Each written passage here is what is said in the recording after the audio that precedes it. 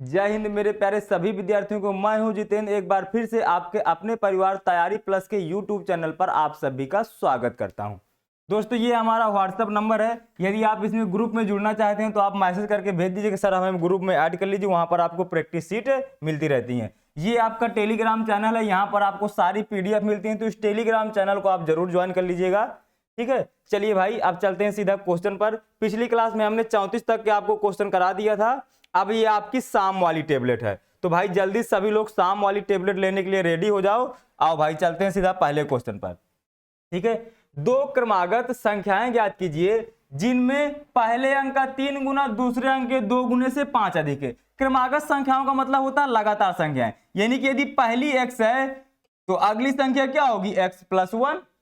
जैसे पहली संख्या 3 तो क्रमागत का मतलब लगातार, तो अगली संख्या क्या होगी 4, तो यानी कि पहली संख्या से एक ज्यादा, इसलिए हमने x + 1 मान लिया। ठीक, अब कह रहा है पहली संख्या का 3 गुना, पहली संख्या का 3 गुना, तो हमने पहली संख्या का 3 गुना कर दिया। दूसरी संख्या के 2 गुने से 5 अधिक है, तो हमने 2 गुने से 5 अधिक कर दिया। बस यही आपका आंसर हो गया। तो ये 2x और +2 + 5, इसका अंदर मल्टीप्लाई, ये 2x इधर आ जाएगा तो x बराबर आपका कितना आ जाएगा 7 आ जाएगा। तो आपसे क्या पूछा है, तो भाई 7 और अगली संख्या कौन सी होगी 8, यही आपका सी पार्ट आंसर हो गया। ठीक है, क्लियर है। आ जाओ भाई आगे चलते हैं। इस क्वेश्चन को पढ़िए। 6, 11, 21, 71 का मान ज्ञात कीजिए। आपको मान ज्ञात करना है। देखिए ये वाला क्वेश्चन आपका काफी अच्छा क्वेश्चन है। अब देखिए ये 6 है + 11 है + 16 है + 21 है प्लस डैश डैश कहां तक है 71 तक। अब पिछली क्लास में मैंने आपको एक ऐसा क्वेश्चन कराया था।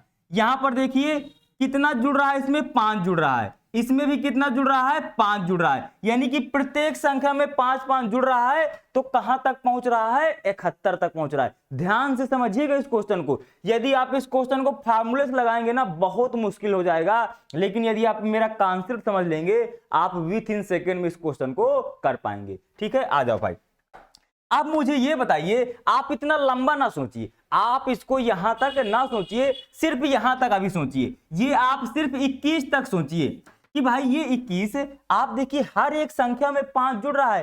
पहली संख्या में 5 जुड़ा तो बन गया 11, फिर पहली संख्या में 2 बार 5 जुड़ गया तो बन गया 16, फिर तीसरी संख्या चौथी संख्या में 3 बार 5 जुड़ गया होगा, तब कितना बन गया होगा 21 बन गया होगा। ठीक है, तो भाई ये आपकी पहली संख्या है। ठीक, और यदि इसमें चौथी संख्या है तो इसमें कितनी बार 5 जुड़ा होगा, तो आप कहेंगे सर जी 3 बार 5 जुड़ा होगा, तभी तो ये 21 बनी होगी।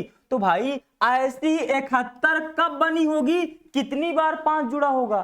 तो भाई आप कहेंगे सर जी तो ये यदि हमें ये पता करना है कि 71 में कितनी बार 5 जुड़ा होगा बना होगा, तो भाई ये 6 हटा दो तो कितना बचेगा 65 बचेगा। और 65 में 5 में ऐसी कौन सी संख्या का मल्टीप्लाई कराएं कि 65 आ जाए। तो आप ये चीज आसानी से बता दोगे कि सर जी आप इसमें 13 का मल्टीप्लाई करा दीजिए तो अपने आप 65 बन जाएगा। अब देखिए यानी कि 13 बार 5 5 जुड़ करके 71 बना होगा। इतनी बात सभी क्लियर हो गई। ठीक है, तो भाई यानी कि इसमें कुल कितने पद होंगे, एक पद तो ये हो गया, अब 13 बार 5 5 जुड़ा है, यानी कि इधर कितनी संख्याएं लिखी रही होंगी 13। तो यदि कुल संख्याएं पूछे तो कितनी होंगी, इधर की ये 13 और ये की 14, यानी कुल संख्याएं आपकी 14 हैं। क्लियर है इतनी बात। अब आपको इनका सभी का योग बताना है। तो आपने एक औसत में फार्मूला पढ़ा होगा, प्रथम पद बटे अंतिम पद। यदि प्रथम पद को और अंतिम पद को जोड़ देते हैं, उसको 2 से भाग दे देते हैं, तो आपका क्या आ जाता है औसत आ जाता है। तो भाई प्रथम पद है आपका 6 और अंतिम पद है 71/2, तो आपका औसत कितना आ गया 77/2। और औसत में मैंने आपको एक चीज सिखाई थी, औसत का मतलब क्या होता है, सभी को बराबर बराबर देना, सभी को बराबर बराबर बांटना। यानी एक लोगों को कितना मिल रहा है 77/2, तो ये हैं कितने लोग कुल हैं 14 लोग, तो इसलिए हम 14 का मल्टीप्लाई करा देंगे। इतना क्लियर है भाई। औसत का मतलब होता है सभी को बराबर बराबर मिलना चाहिए। तो एक को मिल रहा है 77/2, तो ये हैं कितने लोग, हैं ये कुल 14 लोग। तो भाई इसको हमने काट दिया, तो 7 दूनी 14 और 7 सत्ते 49 और 7 सत्ते 49 और 4 53, यानी सभी का योग 539 आएगा। यही आपका ए पार्ट आंसर हो जाएगा। बताओ क्लियर है। तो भाई ये तो मैं आपको पहले ही समझा चुका हूं, ये हम लोगों ने औसत में सीख रखा है, बस आपका आंसर आ गया। ठीक है। और यदि आप इस वाले फार्मूले से लगाएंगे ना इसको, एस एन बराबर ये जो एन पदों का योग वाला फार्मूला होता है भैया, बहुत मुश्किल हो जाएगा और आपका टाइम भी ज्यादा लग जाएगा। ये वाला फार्मूला लगाने से पहले आपको एन का मान निकालना पड़ेगा, तो फिर एन वाला फार्मूला लगाना पड़ेगा, फार्मूला ही लगाते रह जाएंगे। क्लियर है। आ जाओ भाई अगले क्वेश्चन पर। अगला क्वेश्चन पढ़िए। कह रहा यदि 11, 17, 23 एक समांतर श्रेणी में हो तो 12वां पद बताना है। तो भाई ये भी बिल्कुल सेम क्वेश्चन है। 17, 23 डैश डैश डैश, आपको कौन सा पद बताना है, 12वां पद बताना है। अब भाई यहां पर देखिए कितना जुड़ रहा है, तो कहेंगे सर जी इसमें 6 जुड़ रहा है, इसमें भी 6 जुड़ रहा है। तो भाई ये पहला हो गया। इसके बाद ये प्रत्येक पद में 6 जुड़ रहा है, प्रत्येक पद में 6 जुड़ रहा है।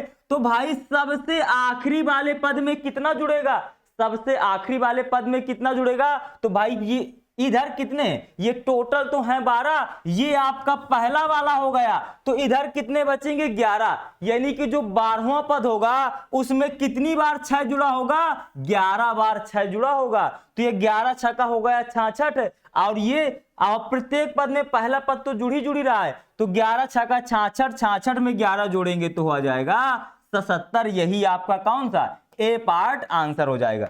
अब देखिए इस तरह क्वेश्चन जब भी आपको करना हो तो आप एक बार थोड़ा सा कॉमन सेंस लगाइए। क्या लगाइए, कॉमन सेंस। आप 12वें पद तक मत जाइए, आप ये सोचिए कि आप जैसे ये लिखा है, क्या लिखा है 17 और ये 23, ठीक, मैंने सिर्फ 3 पद लिखा। तो भाई आपने देखा कि प्रत्येक पद में 6 जुड़ रहा है, प्रत्येक पद में 6 जुड़ रहा है। तो भाई ये यहां पर 11 था तो इसको 11 ही कर देते हैं, ये आपका 11 है। ठीक, अब देखिएगा देखिएगा भाई ये पहला पद तो आपने जैसे का तैसे लिख लिया। अब यदि दूसरा पद आपको चाहिए तो आपने पहले पद में 6 जोड़ दिया, आपको दूसरा पद मिल गया। लेकिन यदि आपको तीसरा पद चाहिए तो भाई पहला पद तो आप लिखेंगे और तीसरे पद में कितना 6 + 6, यानी कि 6 × 2 ही तो जोड़ेंगे।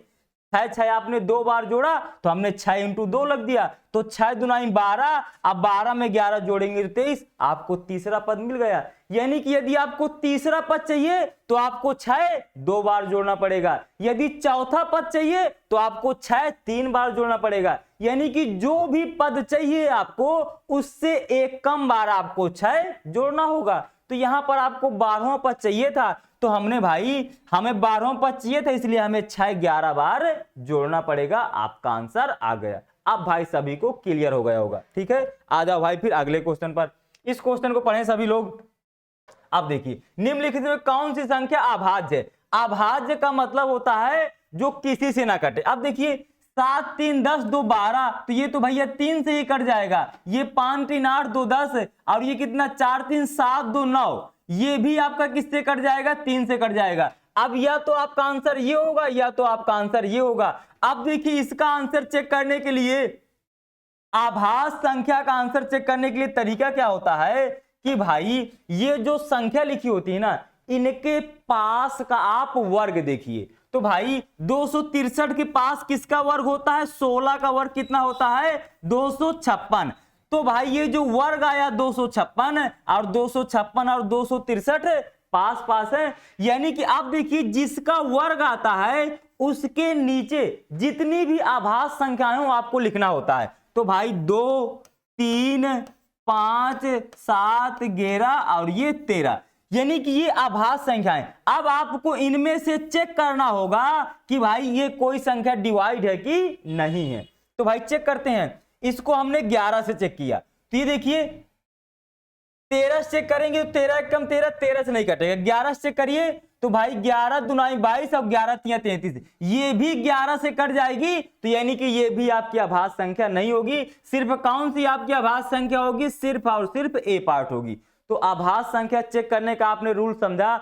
जिस भी संख्या को आपको चेक करना हो कि ये अभाज्य है कि नहीं है, तो आप सबसे पहले उसके पास वाला वर्ग देखिए कि वो किसका वर्ग है। तो भाई ये 263 है, तो 263 के पास में किसका वर्ग होता है? 16 का वर्ग होता है, 256। यानी कि आपने 16 का वर्ग देखा, तो भाई 16 के नीचे जितनी भी अभाज्य संख्याएं होंगी उनको आपको लिखना होगा। तो हमने वो सारी अभाज्य संख्याएं लिख ली। अब एक एक संख्या से चेक करना होगा कि क्या ये अभाज्य संख्या किसी से डिवाइड है। यदि किसी भी संख्या से डिवाइड हो जाएगी तो अभाज्य संख्या नहीं होगी। यदि किसी भी नंबर से इनसे डिवाइड नहीं होगी तो वो अभाज्य संख्या हो जाएगी। क्लियर है सभी को? चलो भाई अगले क्वेश्चन पर चलें। आजा भाई इस क्वेश्चन को देखते हैं। 2 अंकों की सबसे बड़ी अभाज्य संख्या। अब देखिए भाई 2 अंकों की सबसे बड़ी अभाज्य संख्या पूछा है ना, तो अब भाई जब सबसे बड़ी पूछा है तो आपको सबसे बड़े से ही तो चेक करना पड़ेगा। तो आपका 97 सीधा सीधा ये अभाज्य संख्या ही है।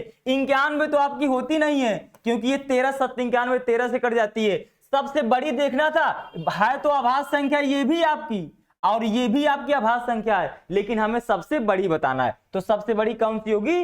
97। क्लियर है? आजा भाई अगले क्वेश्चन पर चलते हैं। इस क्वेश्चन को पढ़िए।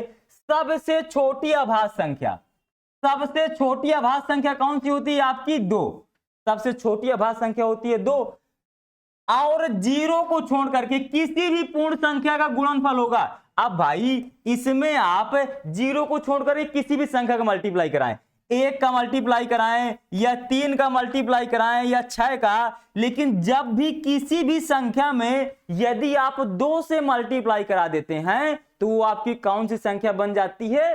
सम संख्या बन जाती है। जैसे 5 लिखा है और इस 5 में आपने 2 का मल्टीप्लाई करा दिया तो ये 5 तो थी विषम, लेकिन जैसे ही आपने इसमें 2 का मल्टीप्लाई कराया ये बन गई सम। जैसे 7 है, 7 में आपने 2 का मल्टीप्लाई करा दिया तो ये 14, ये भी आपकी बन गई सम। यदि सम संख्या लिखी है, यदि आप उसमें भी 2 का मल्टीप्लाई कराएंगे तो वो तो भैया सम तो रहेगी। यानी कि इसका मतलब हो गया यदि आप किसी भी संख्या में 2 का मल्टीप्लाई कराएंगे तो हमेशा कौन सी संख्या बन जाएगी? सम संख्या बन जाएगी। तो कौन सा आंसर होगा? हमेशा सम संख्या होगी। सी पार्ट आपका आंसर। क्लियर है? आजा भाई अगले क्वेश्चन पर पढ़िए भाई इस क्वेश्चन को। 50 और 80 के बीच की अभाज्य संख्याओं का योग। तो 50 और 80 तो भाई कितना? 51 तो होता नहीं है, 53 और इसके बाद फिर 57 नहीं होता, 59 61 67 और इसके बाद 71 और इसके बाद फिर 79। अब इनको जोड़िए तो 9 1 10 7 17 17 1 18 18 और 9 18 और 9 कितना हो गया? 27 3 30। एक हमने कोई संख्या छोड़ी क्या? 53 53 के बाद 57 नहीं होगा, 61 67 होगा, 71। यहां पर देखिए 73 भी तो होता है, 73। हाँ तो जोड़ो भाई 9 3 12 9 3 12 1 13 13 7 20 और 20 1 21 21 और 9 30 और 30 और 3 33। लास्ट में आपका कितना आएगा? 3 आएगा। अब लास्ट में देखिए 3 किस में दिया है? सिर्फ और सिर्फ सी पार्ट में दिया, तो आपको पूरा जोड़ने की आवश्यकता नहीं है। यानी कि 50 से 80 के बीच में संख्याओं का योग कितना होगा? 463 होगा। यही आपका आंसर हो जाएगा। क्लियर है? आ जाओ भाई अगले क्वेश्चन पर। इस क्वेश्चन में ये देखिए आपको बच्चों वाला क्वेश्चन है। किन 4 विषम अभाज्य संख्याओं का योग 34 होगा? तो 11 13 24 और 24 10 34 डी पार्ट आपका सीधा सीधा आंसर हो गया। इसमें आपको कुछ भी करने की आवश्यकता नहीं थी। ठीक है, तो बस भाई ये आज आपकी शाम की टेबलेट भी कंप्लीट हो गई है। अब मिलेंगे अगले दिन की सुबह वाली टेबलेट में। बस आपको 25 दिन टेबलेट लेना है, आपके 7 से 8 क्वेश्चन बिल्कुल पक्के हो जाएंगे। बस आप 25 दिन टेबलेट लेते रहिए, सुबह शाम दोपहर 15-15 मिनट की। आपके 7 से 8 क्वेश्चन आपके बिल्कुल क्लियर हो जाएंगे एग्जाम में। ठीक है, तो चलिए भाई मिलेंगे अब आपकी अगले दिन की सुबह वाली क्लास में। भाई सभी लोग वीडियो को अपने यार दोस्त चाहने वालों के साथ शेयर करते रहिए। यदि आपको मेरी चीजें समझ में आ रही हैं तो भाई इस चीज को ज्यादा से ज्यादा फैलाइए। यदि आप जितना ज्यादा लाइक और शेयर करते हैं, कमेंट करते हैं, उतना ही हमें मोटिवेशन मिलता है और हम आपको और बेहतर से बेहतरीन चीजें देने का प्रयास करते हैं। हम लोग अपना 100% आपको देते हैं। आप मतलब आपको पढ़ाई में मैथ और रीजनिंग में कोई दिक्कत नहीं आएगी, मैं आपको इस बात की गारंटी देता हूं। 31 जनवरी तक सारे आपका मैथ और रीजनिंग पूरा कंप्लीट करा दूंगा। ठीक है, तो चलिए भाई मिलेंगे नेक्स्ट क्लास पर भाई। ठीक है, तो चलिए bye bye, take care, thank you.